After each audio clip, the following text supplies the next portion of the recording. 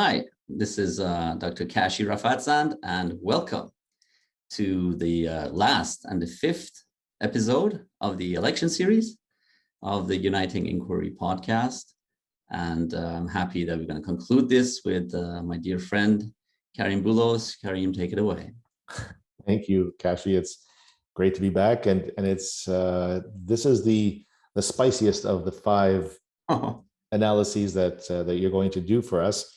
We left the Quebec Conservative Party with Mr. Duhem as our fifth. I think we did it intentionally because of what he is proposing is unlike anything we've ever seen in Quebec, really, in recent history. And so, without further ado, we'll jump into having your take on his, as some would say, radical perspective on everything, from the environment where it's let's just burn fossil fuels to social programs which have to come out of some budget, and now with healthcare, he's introducing an economic model as opposed to a healthcare model to the management of our healthcare system. He says, hey, market dynamics works in the tech sector, why not make it work in the healthcare sector?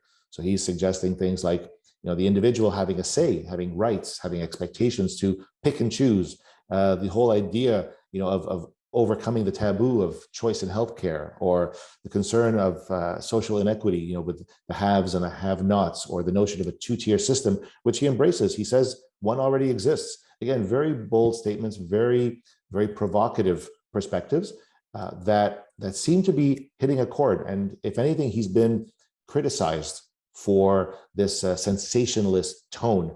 Now, I don't think anybody out there thinks that the Conservative Party of Quebec is going to make the next, provincial government. I don't know that a fledgling party can do that. But their take on provincial healthcare, might be an interesting litmus test that other leaders are watching and seeing what the reaction to, what the popular vote is for some of these concepts. And so I want you to just jump right in and tell me, give me your take. What do you think about the idea of an individual having rights and new expectations? That's great. We are a democratic nation. We are a first world nation. We take so many things for granted. And we realized during the pandemic that not everything is for granted. At some point, our choice becomes in stark opposition to the health of the society. I don't wear a mask, people are going to die. And yes, there was a cultural catch-up to be done here, but now we've caught up. So the first thing to do is extend that mentality into the future, that we can't do anything we want, we can't have anything we want. The choice now within this confines of kind of social appropriateness, the choice is also a luxury. When we walk into a grocery store and there are 100 cereals on the aisle, that is great, but that is unjustified if someone doesn't have water to drink. See, and this is the social justice argument that is thrown a lot, including at me, because I have a private clinic in Kirkland. I've worked 11 years at the public sector, and I'm still in the public sector. However, that distinction is not automatic. There is no problem in some people having choices if there is a fundamental coverage for everyone. And that is what we have to decide. We talked about the children, we talked about the seniors.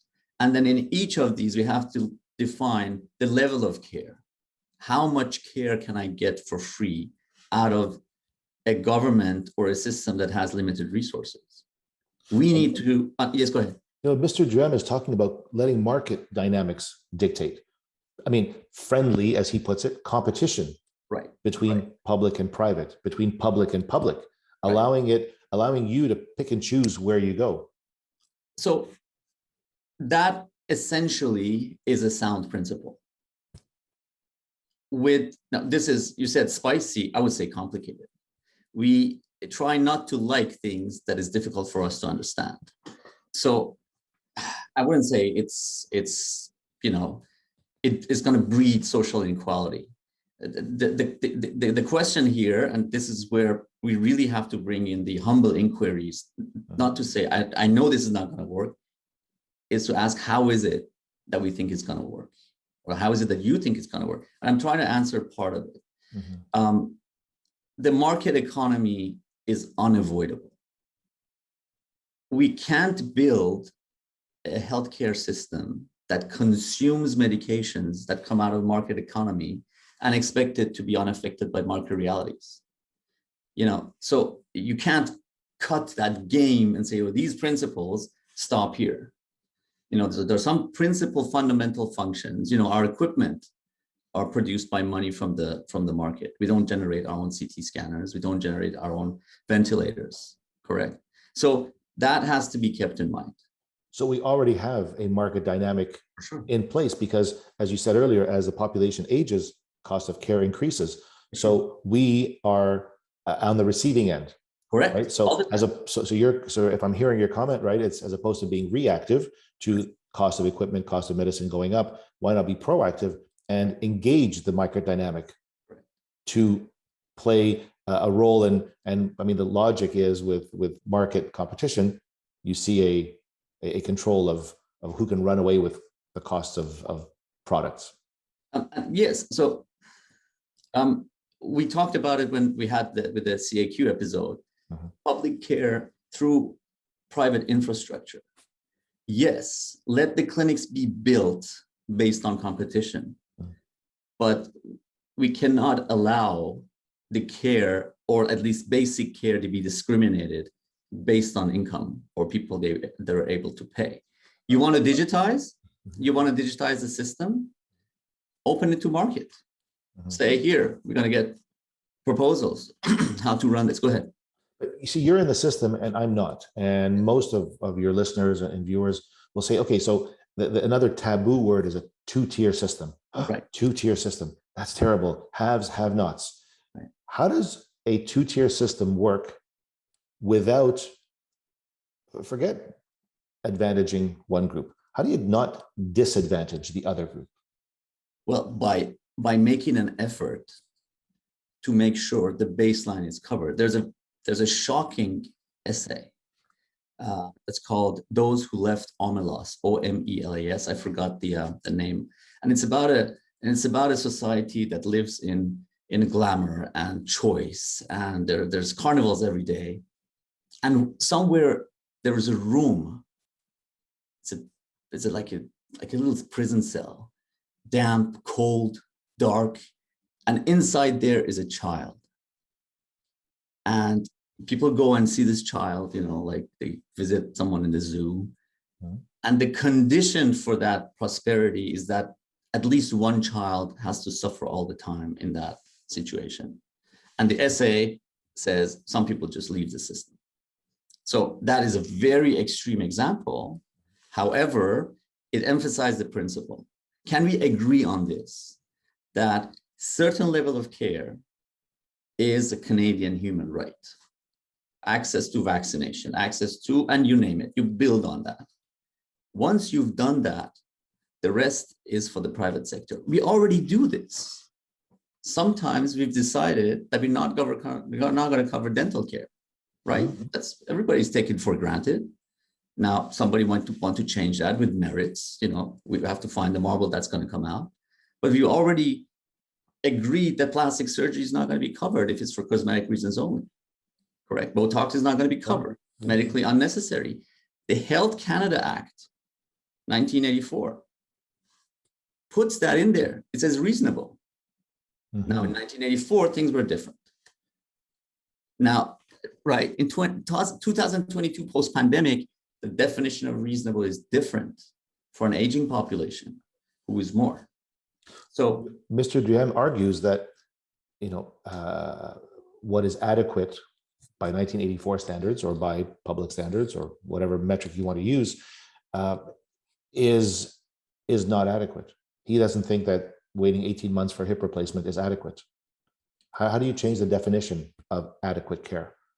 Well, how do you get society to accept the definition of adequate care? By asking society. Have you asked that question? have we asked, this is what you want, but what's the price? We have not had that national conversation, right? So we can't, I can be an expert in my small area, but it's not for me to say because I don't have all the answers. So that conversation has to proceed. And let me say, we might be running out of time. Let me say one important thing about the private. The private is not only money, it is market dynamics. And there are two principles in market dynamics. And I think this series will be incomplete if I don't mention this. The first principle, if you have seen the Beautiful Mind about John Nash, the blonde bar scene, everybody's sitting, and he says, you know, Adam Smith, who said everybody for himself, that's incomplete. The best outcome is going to be when everybody does something that's best for themselves and for everybody else. That is the governing dynamics. It's a mathematically sound concept, and it's been verified and validated by a Nobel Prize, right? But in order to do this, we have to understand what's best for the other person, what's best for me and the other person. And so it's that kind of a conversation that's missing before you allow the market dynamics loose on a population.